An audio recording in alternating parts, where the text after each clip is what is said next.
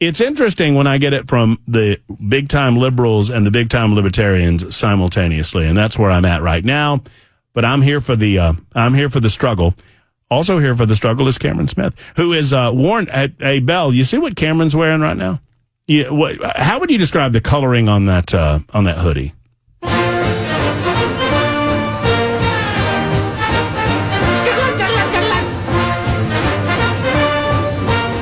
That's how I would describe it, too. Thank you for supporting the club. I am. I'm here to support Georgia in their time of struggle against the College Football Playoff Committee. We are being disrespected.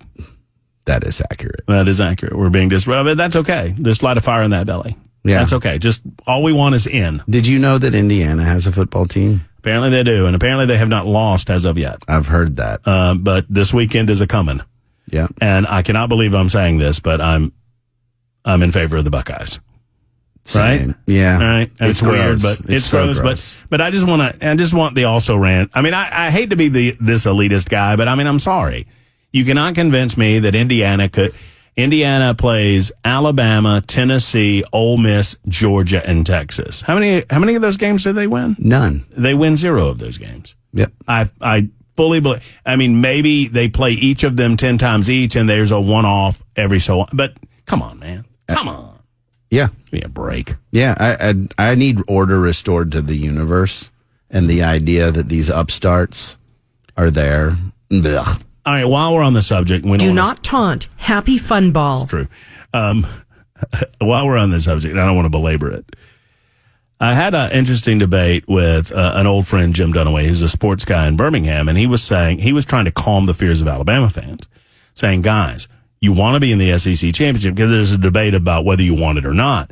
Like with 2 losses, you're in the playoffs. If you get a third, And he's like, there's 0 chance that you're going to be punished for a loss in the SEC championship game. That's a bonus. And I'm like, what? And he said, that doesn't happen. I mean, the last time it happened was, 04 or whatever. I was like, it happened last year when Georgia was undefeated and took on Alabama and lost Alabama by 3 points and got left out. Well, this is different. Because Indiana and reasons. Because Indiana and Boise State and reasons. Hey, watch this. Is a 3-loss SEC runner-up better than Indiana? Yes. Mm-hmm. Of course they are. Yep. Yeah. Are they? Hey, here's a question. Are they better than BYU? Yes. Yes. So does Vandy beat Indiana? Yes. We're just, come on. I just love that we're just, you know what? If we talk Alabama or Georgia football, we start going after it. But when we just basically talk SEC football, we become elitist and snobs. Yes, and I love that. And people say, you shouldn't taunt. You shouldn't. To quote Monty Python, I shall taunt you a second time. Yeah, that's right. I mean, we will bring it. Yeah, let's do this. We're about you're about to bleep around and find out in that playoff. Yeah, and I take, and we should be this way in our politics too. We should not be apologetic. We should have our back and forth. Like, I've taken some woodshed whoopings. I'll deliver them too. It's more fun that way. Like we're going to apologize for everything. And we're like, okay, say your piece. Let's disagree. Let's move forward. Yay. Yeah. Welcome to America. America. Yep. Dang right. All right. We are continuing a conversation, and several people have held over, and I want to be respectful of them. But I want to get your take on it first. It was a conversation about local politics, primarily about the ability for the Metro Nashville Police Department to do their jobs, and these LPRs. They also Fuchsius. It's not Fuchsius. Fucus. I'm saying it wrong. Courtney's probably screaming in her radio right now, but it's a program where private businesses can choose to link up with government.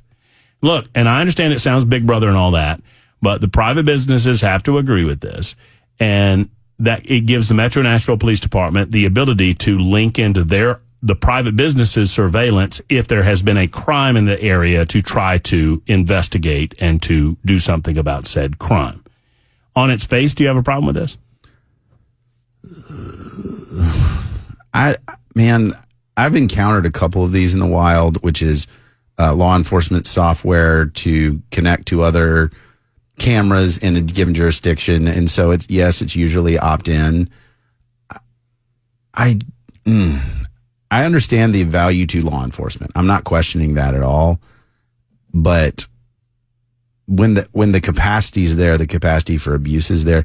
I would want to know that everything is on the up and up and that it's not being utilized for other nefarious purposes. So, I mean, along those same lines, I mean, could I not make the same argument about private business surveillance generally? Because right now, a law enforcement agent can go to the private business after the fact and say, hey, we noticed that you have surveillance cameras. Can we look at your footage? Yeah. That's legal. Yes. Well, but couldn't that be abused?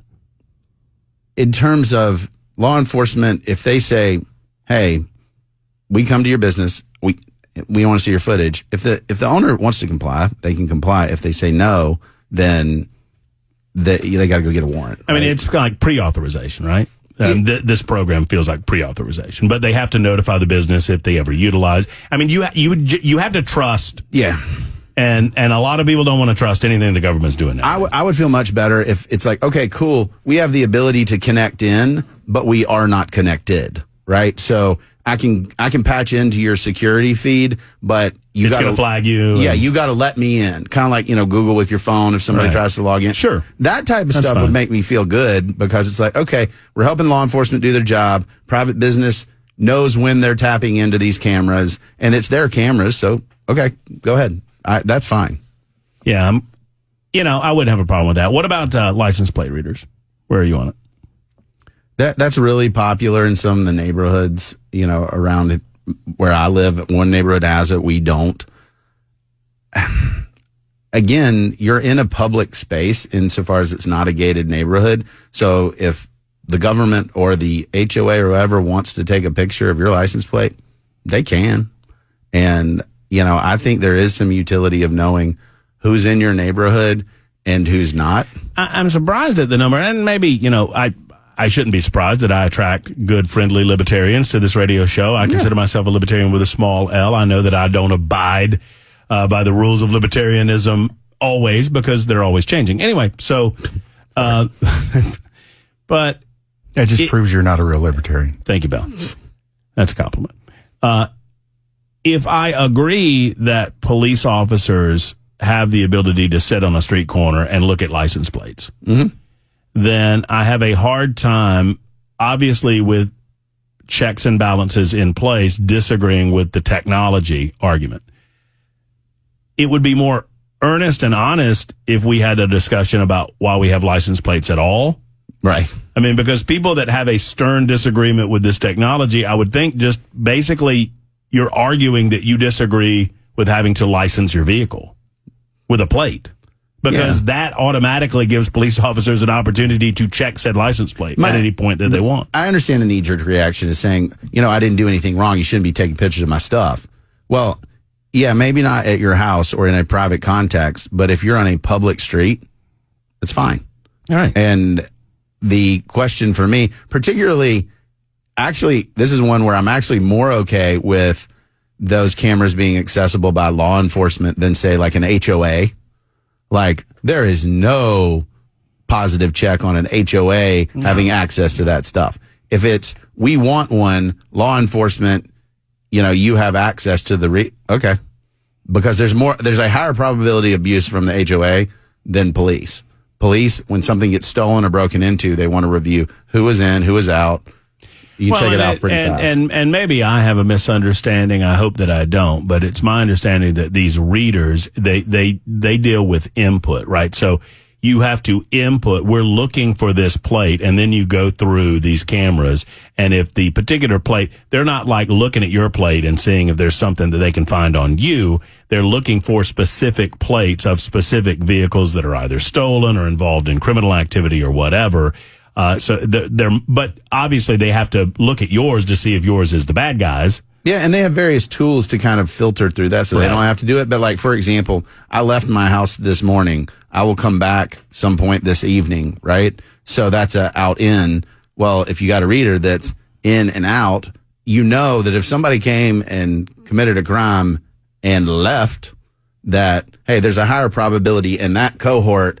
That's what we'd be looking for is, okay, who came in and out. And you got some timestamps or whatever. Yeah, I get that. I mean, I understand it too. Jim is next in Mount Juliet with a thought on this subject. Hello, Jim. Hello, Matt. How are you? Great, Jim. Just wanted to observe real quick. Courtney hit it right ahead on the head about the LPRs. This is nothing but an enhancement of the ability of a police officer to do what they're already doing. Back in the old days, I would have picked up a mic and called in a tag to see if it was what kind of car it was listed on, and more importantly, for LPR purposes, if it's listed in NCIC or as a vehicle of interest anywhere else. Then it went to mobile data terminals, which I presume that Nashville has. They still got to key it in and get the result. Now you have merely the LPR scanning the plates, and out of 1,000 vehicles that goes by, oops, there's one we want to look at. It's stolen or it's in connection with somebody with a warrant or whatever. Yep. So this is nothing but progress is what this is. But the main thing I called about, Matt, was you had a caller a while back that was talking about consent to be recorded. Tennessee is, in fact, a one-party state. Yes. If I'm talking to you on the street, I don't need to tell you that I'm recording the conversation. Yeah, only one of us needs to know. Right. Not all, like 13 states require all parties to a conversation to know, and a couple of them have some kind of mixed laws. If you're going somewhere and you want to know what the law is, recordinglaw.com is a great site to set that out and let you know what the law is. Surprisingly, California requires notice of everyone. Past that, I haven't looked, but anyway. And if you're at Trump Tower, the FBI requires that no one knows that you're listening. That's just a joke. The more power we give government, the less freedom we have. I mean, that sounds cool. That does sound cool. So do you want government? I mean, so you're telling me if we have no government, then we have ultimate freedom? Well, great. I have the freedom to kill you.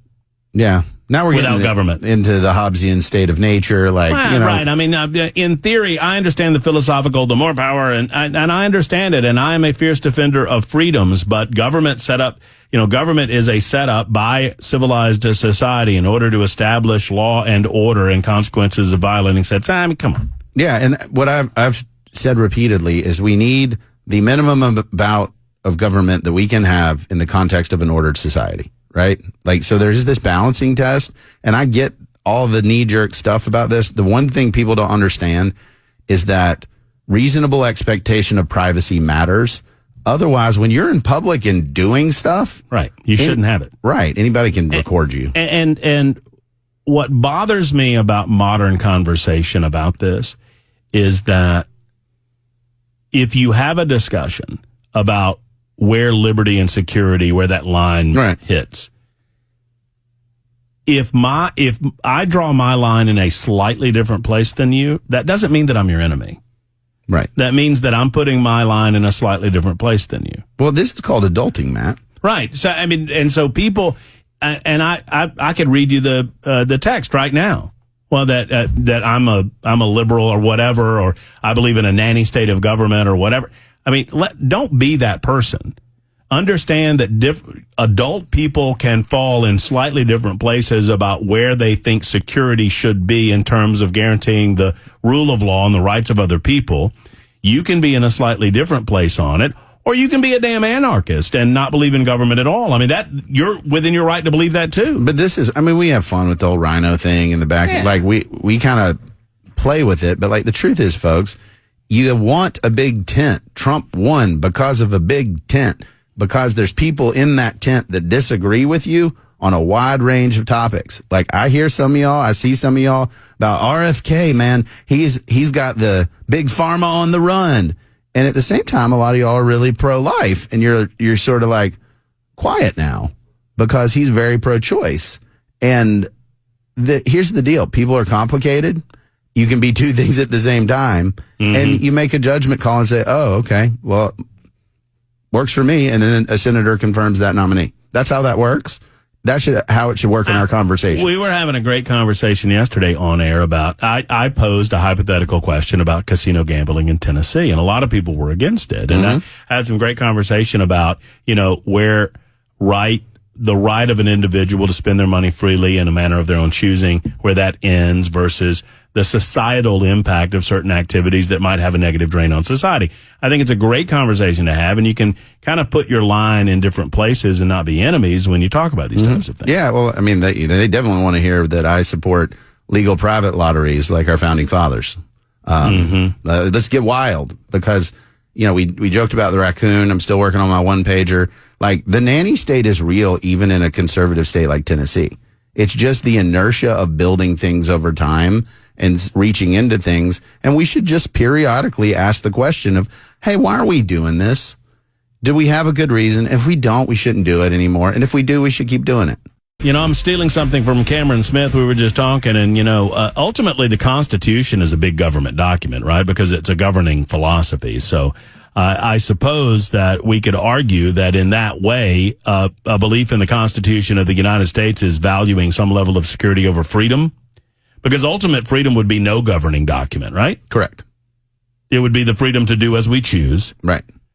But then what's going to prevent me from violating your rights? Me shooting you first? I suppose. No, you I'm not answered kidding. the question That's properly. how it works. Is if the goal is I must defend my turf and my home and my family and everything, then man, I can't build a lot. I can't do a lot if I don't feel safe and secure. So, I mean, just imagine that life. That's the Hobbesian state of nature. Good luck. And obviously, and so the reason that I say that we all have our own line to draw in the sand with regard to these conversations is that, you know, if a police officer came to my house and said, we have a report of a guy breaking into houses around this neighborhood, we think he might be in your basement, we want to come search your house, I'm going to say, no, I'll take care of that. Thank you very much. And you're not going to come in unless you have a warrant. That's not reason enough. So, you know, we all have those lines in the sands. At the same time, if I go out on public roadways that are community-based property, I mean, you know, we all live in some level of socialism. If you don't believe me, where's your water coming from? If it's not from a well, you're a part of a socialist system. So, I mean, so let's stop with the purity nonsense when it comes to security. No security or any level of security equates to a destruction of our freedoms. Yeah, and this is the Marlboro Man mythology. Like, that's where conservatives, we do this fantasy thing where it's like, I want to be off the grid. I want to ride my horse and rope stuff. Right. Okay, All right, cool. great, go. Sounds great. Knock yourself out. I would argue that, you know, particularly for those of us who are Christians, the Bible right out of the gates is God decided it wasn't good for man to be alone. Like, this idea of the rugged individual, it's good to be personally accountable and responsible. But like, we should live in community. We should have an engagement. That's what we're doing right now. I mean, if it's all just we're rugged individuals, then why are we talking? Why are we engaging in these conversations? Well, it's because we're social. It doesn't mean we're socialist, but man, how we interact matters. Yeah. And we have to have government to protect our rights, to do a lot of those things. It doesn't mean government gives us them rights, but it's important. And I have a great appreciation for the individuals that live more on the edges of these discussions, because I think they protect the middle in some ways. Yep. Right? Yeah. I mean, I do. And so I have great respect for those individuals. I don't have respect for people that are calling me a socialist and saying that I'm big government. I call that like Tuesday, Wednesday, Thursday. I mean, oh, no, I have respect for people that call you that. Right. Because you are. Oh, obviously. Now, me, I'm not. I'm a freedom lover. I am righteous. It's 30 after the hour on Super Talk. We have Cameron Smith in with us. He writes for the Tennessean, and he appears on Super Talk 99.7 WTN often. You might hear him from time to time over the holidays. That's my understanding. It's like Santa. You kind of got a Santa thing going on right the beard, now. the red. You're like young Santa. Young Santa. You know, before you bulked up. You're a little, I mean, you're like Santa in the off season where he's not, you know, got the milk and the cookies going. Right. Mm-hmm. Yeah. It's just Santa before he got tired. You know what I mean? Before he just sat back with it. Yeah, forget this. Give me them cookies. Let the elves do it, whatever. Yeah. You and I were talking off air. Let's translate it on air. I mean, are we jumping too quickly into these debates about these cabinet selections? I mean, because none of these are going to be officially or formally discussed or debated until January, right? Yes. So, I mean, I understand that we all have reactions. I understand that we all have opinions about RFK Jr. or Tulsi Gabbard or, you know, whatever. And certainly, I mean, a lot of fires being pointed toward Matt Gaetz. What's the role of the Senate here? Advice and consent. I know that's, you know, let's talk about what that means, though. Like, Right. it is, you're looking at these nominees. You do not get to pick them. You've correctly stated that. The president puts them forward, and you're giving the president your advice and consent if you say, hey, this is one that I think is consistent with what's needed in the best interest of our country. Mm-hmm. Do you think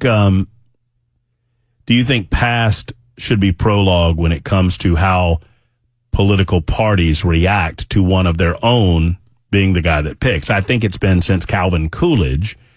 And I want to express this first because you might jump on it. Mostly when there are disagreements within a political party, the nomination is pulled prior to a vote. Sure. And that's happened.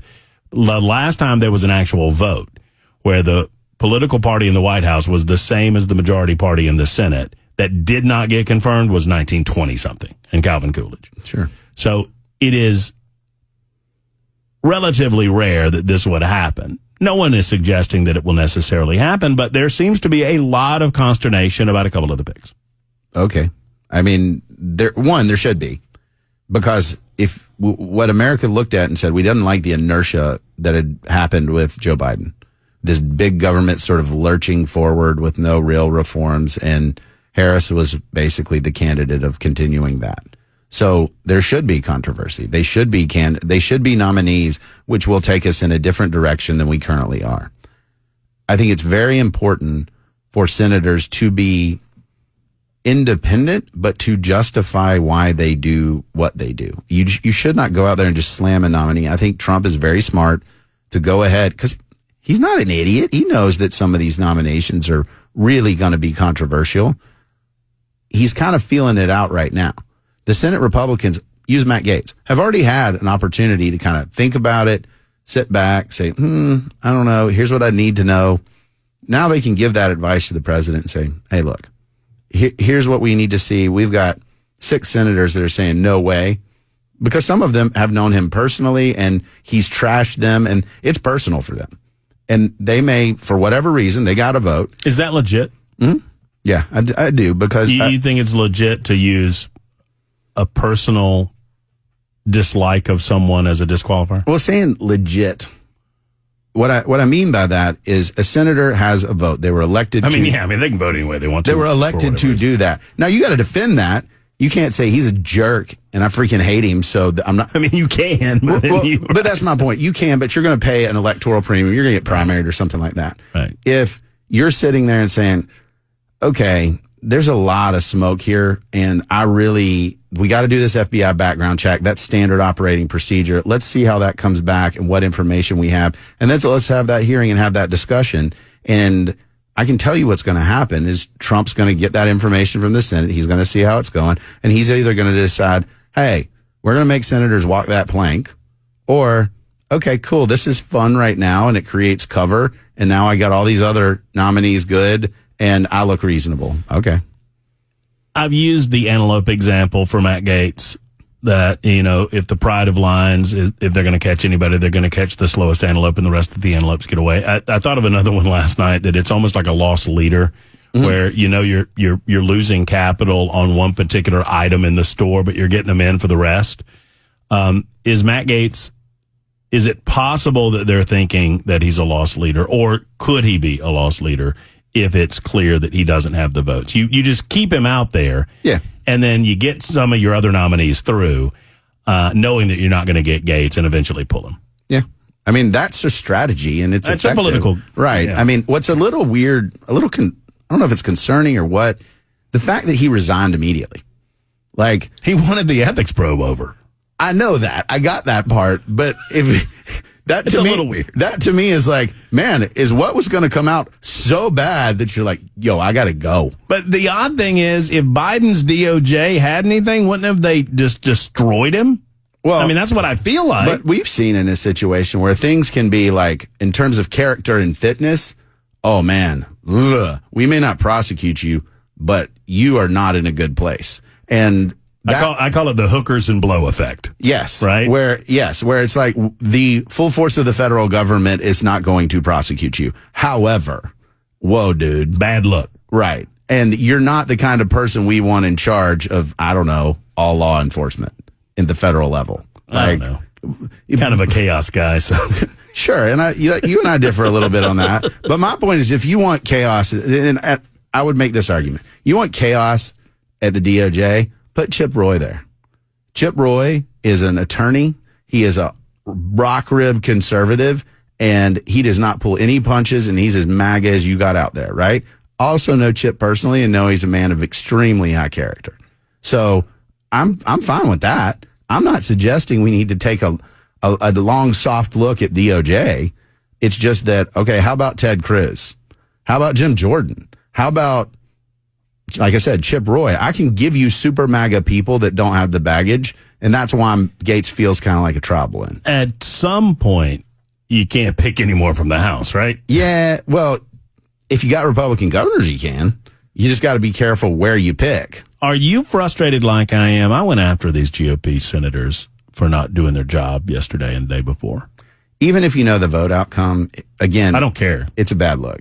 You need to show up and vote. You're at SpaceX watching I'm talking Bill Haggerty. Yeah, I saw him on Fox. I said, oh, look, there's Bill. Yeah, doing his thing with the SpaceX and the launch and not doing his thing, actually voting against some of these ridiculously liberal nominees that are going through. Yeah, and unfortunately, that sends the signal to me of, well, I'm interested in moving to the administration as opposed to this elected position. Well, and I don't know if you saw Vance's comment on it. He backtracked quickly. He initially posted on social media, like Vance wasn't there. And when asked about it, he said, listen, I'm doing important stuff. I don't have time for all of this. He said he was meeting with Trump as a part of interviews for potential candidates to become FBI director. Quote, I tend to think it's more important to get an FBI director who will dismantle the deep state than it is for Republicans to lose a vote 49-46 rather than 49-45. However, if he, Ted Cruz, Bill Haggerty, and there was one other, had been there, they wouldn't have lost that vote. And Kamala Harris was in Hawaii. So I think somebody did the math for him, and he pulled the post down eventually, and now says, if we're going to be effective, we have to show up, et cetera, et cetera. So, it's just a bad look. Yeah, well, it's I've got more important things. I get the euphoria of the moment. You're like, we're going to do this. We're going to do. I'm sure we're all excited. But you got a job to do. Do your freaking job. And it's not, I want to be real clear. It's not a hard job. I've been around this for a very long time. It is taxing because everybody wants a piece of your time. But the job itself is show up, make a judgment call. And you know better than me, but I know better than most how they're treated. Yes. And the amount of people that they have surrounding them to make sure that they don't have time bandits in their orbit. Yep. They're treated like kings. It's the greatest job in the world, in my opinion. Yeah, it's a good gig if you can get it. But that's the reason I don't have time to mess around with people with low character, people who don't show up. These are the things for me that are like, if you can't show me that, you didn't have a hard gig. It's not that hard. Don't be corrupt. Like, these basic things are show up, make judgment calls. That's what people are effectively voting for. And if you can't be bothered to talk to me, communicate, help me understand why you're useful, then you should be voted out of office. Is Haggerty still in the running for Treasury? I don't know. Obviously the fact that he's there, he's saying, I think I still have a reason to be here. I would love it, obviously, not just because it is a compliment to our Tennessee senator, but also it creates a cascade effect. It does. And within a shakeup of Tennessee political dynamics. Also, as Treasury Secretary, maybe he can get us those little bags of shredded money from the Treasury. Oh, yeah, or a sheet. Yeah, one of those fancy Very sheets cool. sheets of money. Yeah. I had one other question for you, and I've forgotten what. I remember. Is the ridiculous conversation about transgender bathrooms in the U.S. Capitol? I feel like that's a net positive for the GOP and sensible-minded people. Yeah. Because the liberals look like insane to me. Yeah, well, it's more of the same for them. Right. They're proving they didn't learn anything. Nancy Mace is a show pony on many fronts, but here she's like, All right. Well, and when she's talking to an ABC reporter and she's explaining her position and she says, I was raped, and the ABC reporter just blows right by that. Yeah, that's tactically brilliant. And on this type of stuff, when the left is like, the things that you know are true are not true. Okay, cool. Keep it up, guys. Let's go. But I want to know who's going to be the pecker checker at the Capitol. You got to enforce the law somehow, right? Do you get a ball cap and a whistle? Throw the flag as people walk in. Ma'am. What the hell is that? You may, I don't know. You're either a really ugly woman or a man. I've thrown the flag. We have to investigate further. I mean, I'm kidding, but how that really got out of hand fast. How I exactly? don't want any part of this anymore. But how exactly are you going to do it? Right? You have the rule. We have a rule. Okay, cool. A Schlapp, Matt Schlapp. Yes. Inside the thing, I'm going to call you on it. You just made Bell dump me. I did. How dare you? Yeah. I'm done with this. This is excellent. This is ridiculous. Pecker checker, really? It's catchy. Marjorie Taylor. Nip it in the bud. Thank you, Bell. Throw the flag. When Bell's the one that's telling us we can't say things, we're in a bad way. We're in a bad territory. That's true. Next thing, you're going to be Marjorie Taylor Greene in us over here. Did you hear that comment? And bad, too. And Ken, don't encourage cameras. Is this the one where she's like, we got to get it all out there? She said, she said chicks with Hearts. Yeah, yeah.